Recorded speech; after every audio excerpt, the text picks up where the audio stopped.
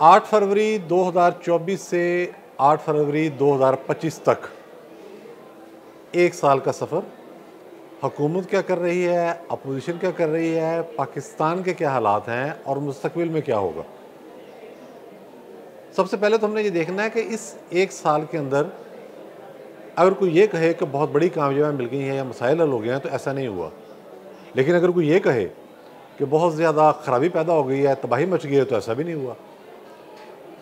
अब देखना यह है कि जो चैलेंजेस इस हुकूमत को दरपेश थे और दरपेश हैं, उनके हवाले से कितनी प्रोग्रेस हुई और आने वाले दिनों में क्या क्या होगा। सबसे पहले तो हम देखते हैं कि इस मुल्क को मुआशी हवाले से बहुत ज़्यादा चैलेंजेस दरपेश थे। आपके इल्म में है, जब इमरान हुकूमत गई है तो ये बात ज़ुबान ज़द आम पर थी कि खुदा न खास्ता पाकिस्तान डिफ़ाल्ट कर जाएगा। बल्कि इस हवाले से PTI ने कोशिशें भी की। ये अलहदा से इस पर वीला करेंगे, हमारा मौजू नहीं है, लेकिन बहरहाल ये कोशिशें हुई। लेकिन हमने देखा कि IMF के साथ मायदा भी हमारा हो गया और बहुत हद तक IMF के जो मुतालबात थे वो भी तस्लीम कर लिए गए और वो टास्क भी पूरे कर लिए गए, जिसके नतीजे में आलमी मालियाती इदारे का ना सिर्फ हमें कर्जा मिला बल्कि उसका एतमाद भी हम पर बहाल हुआ और ये सिलसिला आगे की जानब चल पड़ा। शरह सूद कम हुई, ये बड़ा अच्छा पॉजिटिव साइन होता है इकानमी के वाले से। अच्छा, लेकिन इसके साथ अगर हम ये कहें कि इस सारी एक्टिविटी का फ़ायदा जो है वो आम आदमी को हुआ है, तो ये गलत होगा। आम आदमी को इसका कोई फ़ायदा नहीं हुआ। आम आदमी के मसाइल बड़े हैं, कम नहीं हुए।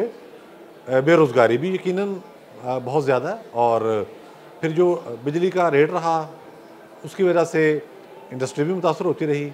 ये चैलेंज भी अभी दरपेश है, लेकिन नेगोशिएट किया जा रहा है। तो अगर हम ये कहें कि हमने पाकिस्तान को डिफ़ाल्ट नहीं होने दिया बल्कि एक मुस्तहकम सूरत हाल पर इस अंदाज में ले आए कि अब आहिस्ता आहिस्ता मईशत आगे बढ़ना शुरू हो गई है, तो ये बात दुरुस्त होगी। इससे अगला जो चैलेंज हमें दरपेश वो सियासी वाले से था। हमने देखा कि एक ही पार्टी पूरे मुल्क में जिसका नाम लिया जा रहा था, आज ज़ाहिर प्रोटेस्ट करने की कोशिश की उन्होंने, PTI ने नहीं कर सके प्रॉपर तरीके से। दूसरी पार्टियां इतनी एक्टिव नहीं रही थी, ख़ुसूसन मुस्लिम लीग नून। लेकिन अब हमने देखा है कि साबिक़ वज़ीर-ए-आज़म नवाज शरीफ खुद हरकत में आए हैं, उनकी साहबजादी वज़ीर-ए-आला पंजाब जो है वो हरकत में आई हैं और उन्होंने अरकान असम्बली से मुलाकातें शुरू कर दी हैं। मतलब यह है कि एक कोशिश कर रहे हैं अवामी राब्ता मुहिम की। इससे पहले जो उनका अंदाज़ हुकूमत था वो बहुत सारे लोगों को खटक रहा था कि ये शायद अपनी दिलचस्पी खो बैठे हैं, लेकिन अब लग रहा है कि वो सियासी मैदान में आना चाह रहे हैं। उन्हें अंदाज़ा हो रहा है कि पहले हमने कुछ काम कराए हैं, तो उसके साथ साथ हम आहिस्ता आहिस्ता अपने अरकान असम्बली फिर अवाम तक जाएँ और अपने कारकुनों तक जाएँ और रब्ता करें। तो ये चैलेंजेस जो हैं इस हवाले से दरपेश अभी भी हैं, लेकिन उसका हल निकालने की कोशिश शुरू कर दी गई है।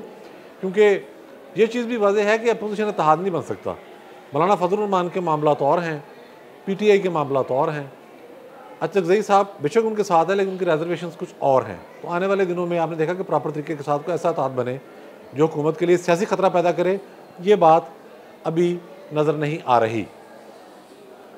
इससे आगे बढ़ते हैं कि CPEC पर जो चीन के साथ मामला हैं, यकीनी तौर पर उसमें को बहुत ज़्यादा पेशरफ्त तो नहीं हुई। अगर हम ये कहें तो ये बात दुरुस्त नहीं होगी। इतना ज़रूर है कि दौरे हुए हैं, पहले प्राइम मिनिस्टर गए हैं, शहबाज शरीफ साहब, हालिया दिनों में सदर मुल्क आसिफ अली ज़रदारी साहब गए हैं, कुछ MOUs हुए हैं, कुछ तहफ़्फ़ुज़ात उनके दूर किए गए हैं।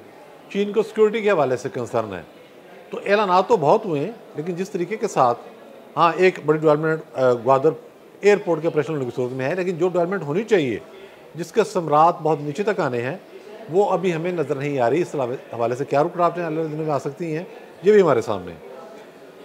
तो CPEC पर भी मामला बहुत आगे नहीं बढ़ा, बेहतर हो गया, लेकिन ये हम कहेंगे। अदालती महाज एक बहुत बड़ा मसला था इस हुकूमत के लिए, निज़ाम के लिए। जज साहिबान इस तरह के फ़ैसले दे रहे थे जिससे निज़ाम हुकूमत रुक जाता था, बल्कि निज़ाम रियासत रुक जाता था। बहुत अजीब व गरीब सूरत हाल थी।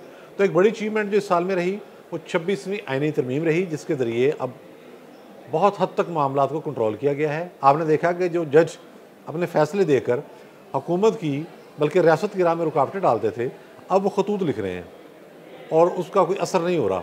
और वकला बरादरी भी जिस तरह से पहले उनके साथ थी, अब साथ नहीं है। बहुत सारी जो बड़ी तंजीमें हैं, Pakistan bar council, supreme court bar association, वो हुकूमत के मौक़िफ़ की तायद कर रहे हैं। तो इस हवाले से हम देख रहे हैं कि अब वो रुकावटें उस तरह से नहीं रहीं कि हाई कोर्ट के किसी एक जज या सुप्रीम कोर्ट के किसी एक जज या बेंच के कहने पर जो एक मखसूस माइंडसेट रखते थे कि सारा निज़ाम रुक जाए। तो इस हवाले से भी पेशरफ्त हुई है। आगे हम देखते हैं मीडिया। मीडिया का मामला पूरी तरह से कंट्रोल नहीं हुआ, अगर उसे कोई कहे तो बात दुरुस्त नहीं है। इस अंदाज में नहीं हुआ कि शायद जो बाहर बैठे लोग हैं वो सोशल मीडिया के ज़रिए ख़राबी पैदा कर रहे हैं, और मीडिया के अंदर भी जो लोग मौजूद हैं ये वही हैं जो प्रोजेक्ट इमरान के लिए इस्तेमाल हो रहे थे। अब उनको इस्तेमाल करने की कोशिश की जा रही है रियासत की फेवर में। किसी हद तक तो हो रहे हैं, लेकिन उनकी जो एक्टिविटीज़ हैं ओवरऑल, जब वो अपनी जिस मकसद के उनको तैयार किया गया था कि पीटीआई को और बानी पीटीआई को प्रमोट करना है, उस पर वो लगे हुए हैं। उसका नतीजा बिलवास्ता तौर पे हुकूमत यानी कि सिविल हुकूमत की कमज़ोरी की सूरत में निकलता है, उस पर ज़रब आती है उस हवाले से। एक शोबा जिसमें सबसे ज़्यादा मुश्किलात का सामना है इस हुकूमत को, इस रियासत को, इस निज़ाम को, वो है सिक्योरिटी की सूरत हाल। इस एक साल के अरसे में हमने देखा है कि KPK और बलूचिस्तान में दहशत गर्दी गैर मामूली तौर पर बढ़ गई है। बलूचिस्तान में जत्थे आते हैं और पूरी एक रात के लिए किसी इलाके को यकबार बनाते हैं। एक दफ़ा तो पूरे सूबे की सड़कों को उन्होंने बंद कर दिया था, और गो के ऑपरेशन जारी हैं, लेकिन ये सूरत हाल आए रोज़ अलार्मिंग होती जा रही है। और वहाँ जो मुजाहरे हो रहे हैं उसमें भी लोगों की तादाद बढ़ती जा रही है। तो ये सूरत हाल सिक्योरिटी तशवीशनाक है। बिल्कुल KPK में भी यही सूरत हाल। आप देखें कि आज भी बन्नू में हमला हुआ है सिक्योरिटी इदारों पर, इससे पहले भी हमले हो रहे हैं, और ये सूरत हाल बहुत ही अलार्मिंग है। जैसे आप देखेंगे पारा चिनार की सड़क आज 129वां रोज़ है, गालिबन 130वां, कि वो सड़क खोलने में नाकामी का सामना करना पड़ रहा है। ठीक है, आगे जाके खुल जाएगी, लेकिन जिस तरह, और इससे ये भी लग रहा है कि अफ़गानिस्तान में अगर तालिबान की हुकूमत कायम रही, हमारे ताल्लुकात बेहतर ना हुए, तो आने वाले दिनों में ये मसला और गंभीर हो सकता है। बलूचिस्तान में तो भारत भी मुलव्वस है पूरी तरीके के साथ। KPK में हम कह सकते हैं अफगानिस्तान और भारत दोनों मुलव्वस हैं, और ये सूरत हाल बहरहाल सबसे बड़ा चैलेंज सिक्योरिटी का इस वक्त। अब हम सोचते हैं कि ख़तरा क्या है हुकूमत को। जी ख़तरा तो ज़ाहिर है, आप कहते हैं पाकिस्तान में तो कुछ पता नहीं कब क्या हो जाए। ख़तरा एक है कि ट्रम्प इंतज़ामिया को गैर मुद्दों को स्टेप ना ले ले। जिस तरह से वो पूरी दुनिया के बारे में अजीबोगरीब बातें कर रहे हैं, पसपाई भी हो रही है उनको, लेकिन बातें बड़ी अजीबोगरीब हैं, डिसीजन बड़े अजीबोगरीब हैं। तो अगर वो बानी PTI के हवाले से कोई मुतालबा कर देते हैं, तो इस हवाले से स्टेट उसको हमारी कैसे फेस करेगी। आल्दो जो बाइडन साहब के दौर में अमेरिकी कांग्रेस ने करारदाद मंजूर की थी, उसकी बड़ी अहमियत थी, लेकिन उसे किसी ने भी सीरियसली नहीं लिया था। पाकिस्तान के अंदर एक धमाका तो हुआ, लेकिन स्टेट ने उसको स्ट्रेट वे रिजेक्ट कर दिया। लेकिन ट्रम्प जो है वो दबाव डालने की कोशिश करते हैं। तो क्या वो इस तरफ जाएंगे?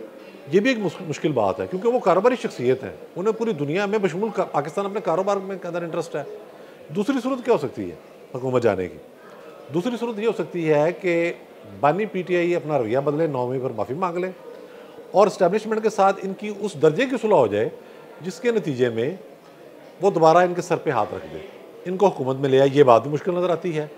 उसकी वजह ये है कि इस्टेब्लिशमेंट ये बात अच्छी तरह से आजमा चुकी है कि बानी PTI को जब भी हुकूमत में लाया गया, इन्होंने अंदरूनी मुल्क ही नहीं बैरूनी मुल्क भी रुकावटें पैदा की रियासत पाकिस्तान के लिए। उनका रवैया ऐसा है, उनका टेम्परामेंट ही नहीं है हुकूमत चलाने वाला। तो और जिस तरह से शहबाज शरीफ साहब लगे हुए हैं परफॉर्म करने, और उससे भी ये अंदाज़ा हो रहा है कि ये मामला भी मुश्किल है। तो आने वाले दिनों में हुकूमत को कितना ख़तरा होगा, कितना ख़तरा नहीं होगा, उसका हमने आपको एक ब्रीफ तज़किया दे दिया। तो को करते हैं वो जो गालिब ने कहा है कि देखिए पाते हैं उशाक बुतों से क्या फैज़, एक ब्राह्मण ने कहा है ये साल अच्छा है। शुक्रिया।